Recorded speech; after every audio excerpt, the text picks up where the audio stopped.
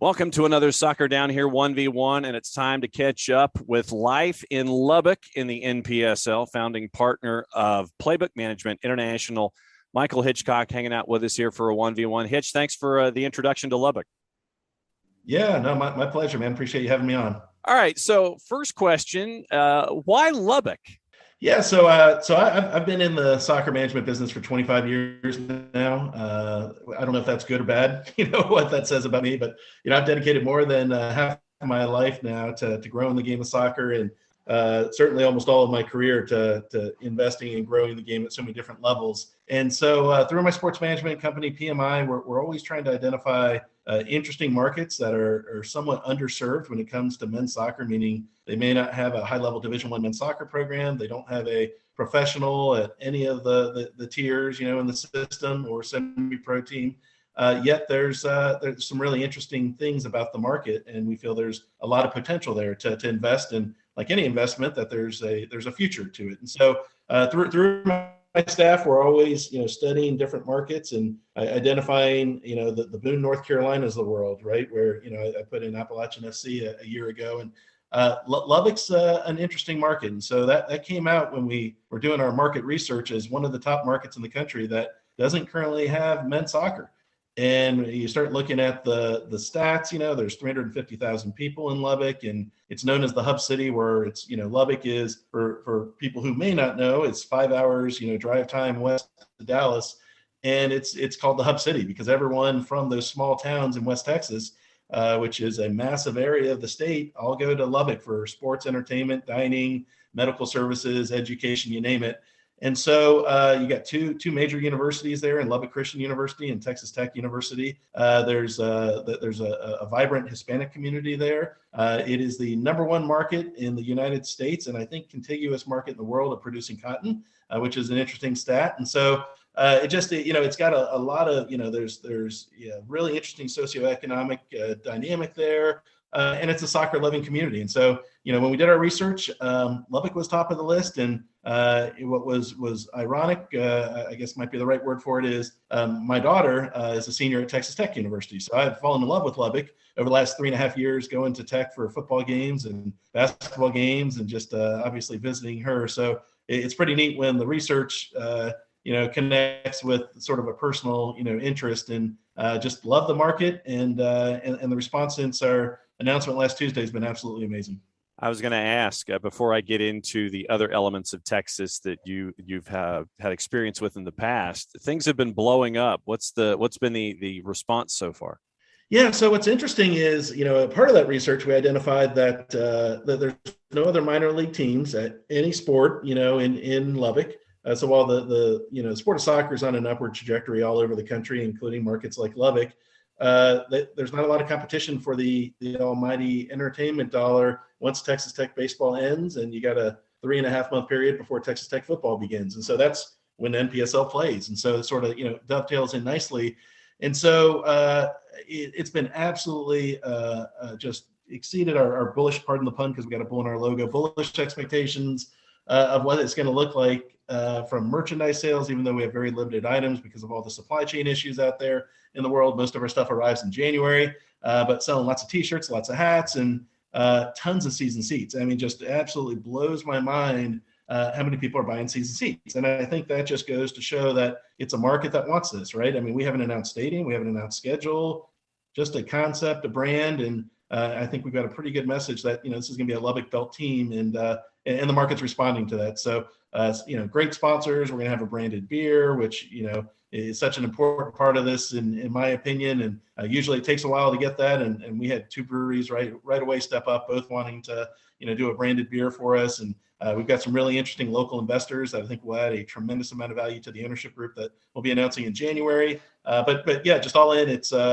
just been a really positive response. And, our first tweet, which, we last Tuesday, I think it was 2 p.m., we announced this is coming with a cool little sizzle reel video, and that's already reached over 100,000 unique impressions on Twitter. And, just traffic to the website's been terrific. It's just been a really warm reception, which we expected nothing less, that's for sure. And, a guy like me who's of a certain vintage remembers the Cotton Kings from their time in the Central Hockey League and the Western Pro and things like that. So there is that need for that kind of centralized athletic entertainment. For you and PMI, this is not the first time that you've delved into Texas. There's Denton, there's Fort Worth. So there's this concerted effort to try and find these underserved markets, whether they're suburban to larger markets or like you are here with Lubbock. It's finding that right place to make sure that you can make that impact. Yeah, absolutely. I mean, we spend a lot of time and energy in researching the market, going out and over beers, having conversations with leaders in the community, and to make sure that, everything that we identify can be validated by the soccer leaders, the business leaders, the community leaders. That's just such an important part of the process. We do a lot of, think and drink focus groups with people where we'll buy them a beer and ask them their thoughts and opinion on the brand, the idea, the concept, what will make this work. And we listen, and we take that, and, we don't try to be the smartest guys in the room, but we try to be the best listeners in the room. And so, we put a lot into it on the front end, and Lubbock came together really quickly. This is one that, it moved quickly. And I think in part because it's a big city, but it's a college town that there's pent up demand for things like this. Since, the Cotton Kings and the Crickets, which were the minor league baseball team, since they left the market, people have wanted, good quality, affordable family and corporate entertainment. And soccer happens to be the hot hand right now. I mean, we're seeing it all over the country at all different levels. The College Cup semifinals in Cary, North Carolina had 10,000 people, and it looked like an international soccer match for 4 out-of-market teams, and the local teams weren't in it. And, then a couple of days later, you watch MLS Cup, and, in a driving rain, you saw 20,000 plus fans all holding a craft brew, enjoying, so it's happening all over the country. And so we're excited to be able to bring the world's game to Lubbock.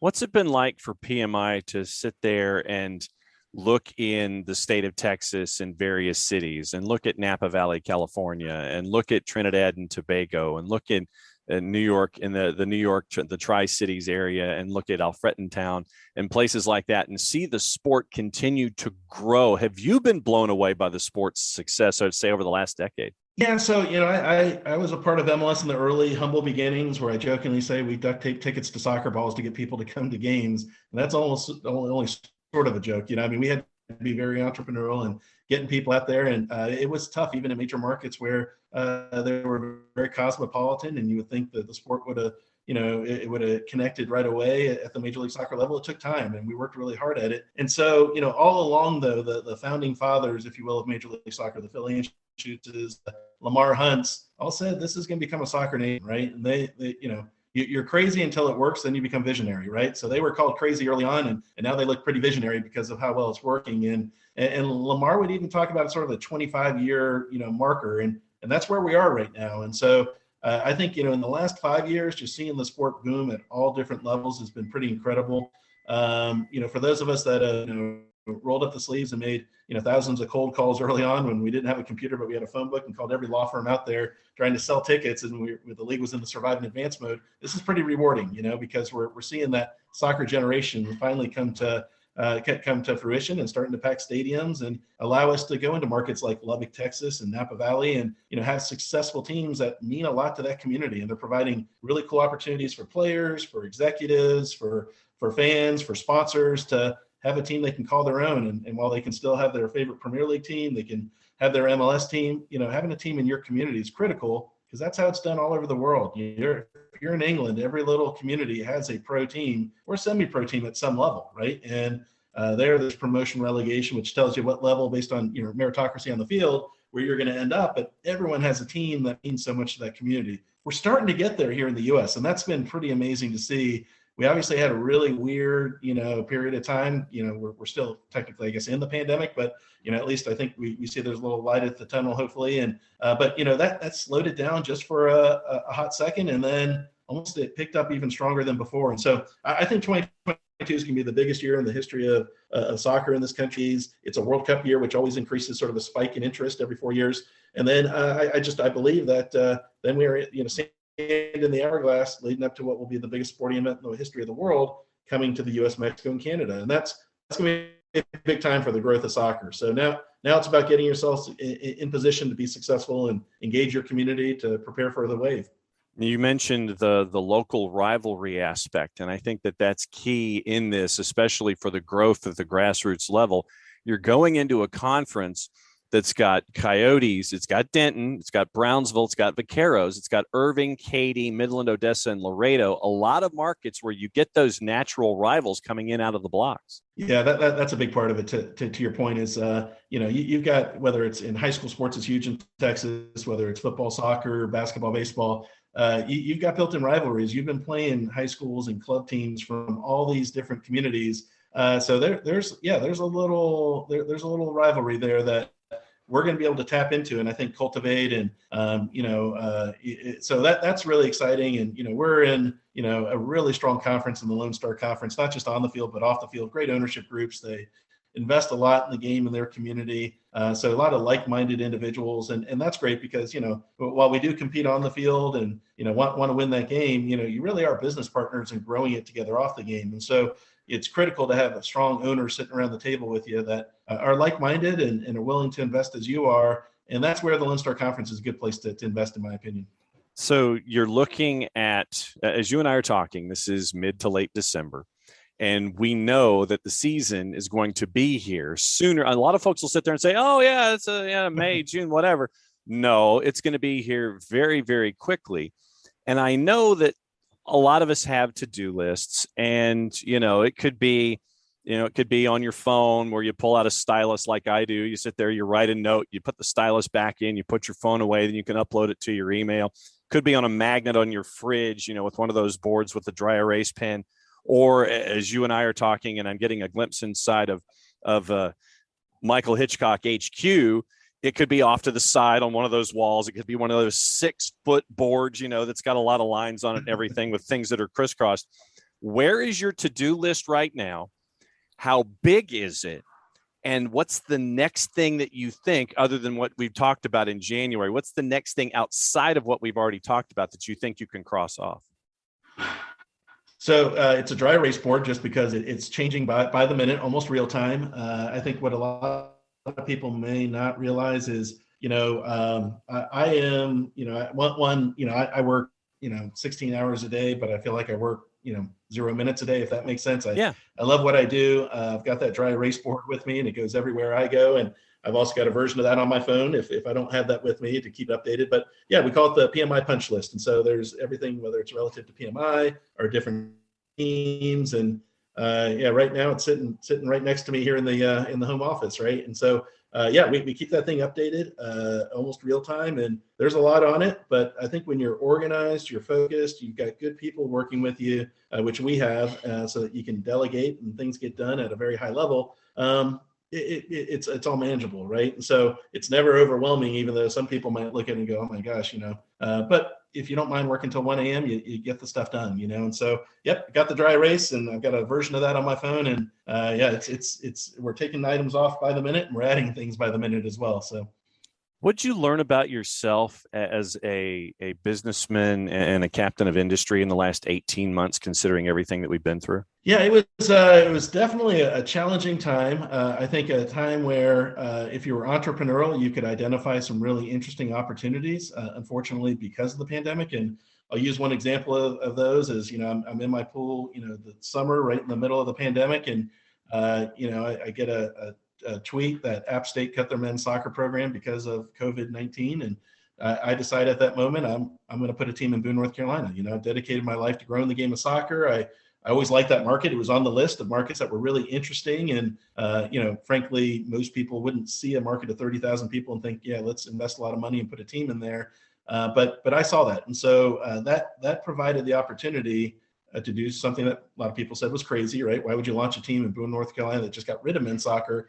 And my counter to that is there's a great market that's still going to want to go support a men's team. And if we can really connect with that market, we can do things that college teams can't do from a marketing standpoint. And, created a Bigfoot branded team that, caught fire and has done close to $200,000 in online merchandise and averaged 1,300 fans a game, at a 1,000-seat stadium. So we're selling grass berm seating and standing room and field side seating. And that thing has just been incredibly successful. But we had to be very entrepreneurial and look for those types of opportunities. And then locally, the league told us that when NPSL canceled their season in 2020, that when your governor says you could play, yeah, you can play.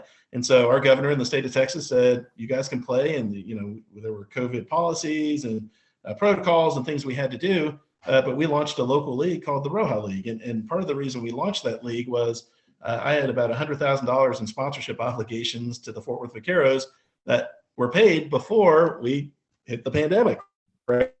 So March 11th hits and, the world, sports, NBA pulls players off the court, sports world starts shutting down.